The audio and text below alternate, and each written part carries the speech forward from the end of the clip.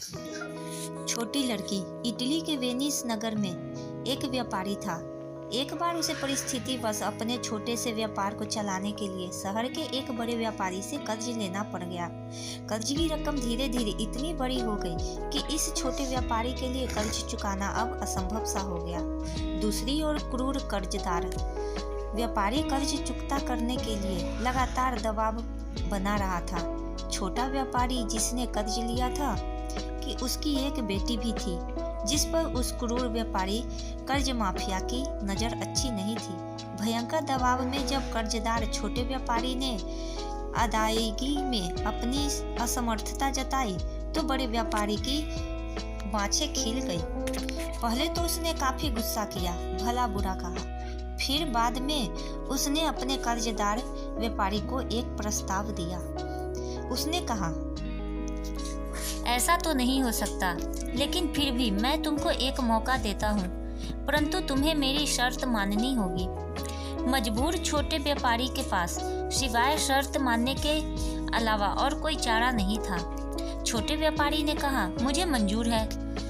बड़े व्यापारी ने कहा, मैं एक बोरी में एक काला और एक सफ़ेद पत्थर चुनकर लाऊंगा और तुम्हारी बेटी को उसमें से एक पत्थर उठाना होगा।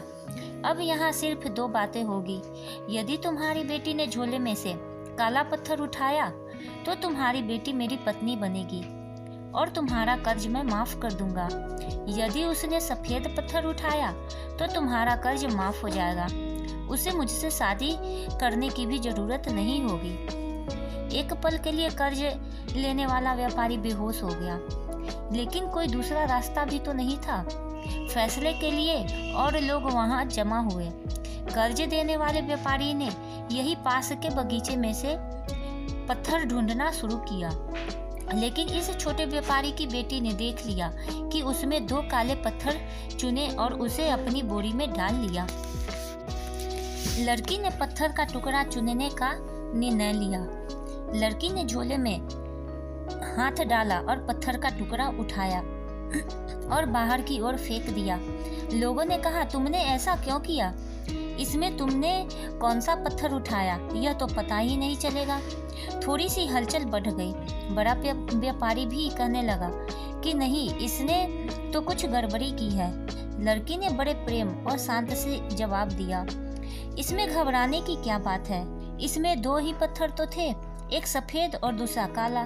मैंने एक को बाहर फेंक दिया। अब आप बोरी देख लीजिए कि दूसरा इसमें कौन सा बचा है और अंदाज़ा लगा लीजिए कि मैंने कौन से पत्थर को उठाया है। कर्ज देने वाला व्यापारी, जो खुद को बहुत बड़ा सुरमा समझ रहा था, चारों खाने चित्त हो गया। वह अपने द्वारा की जा रही चालाकियाँ तो लोगों को बता नहीं सकता था। लड़की की युक्ति से उसकी सारी योजनाएं निसफल हो गई।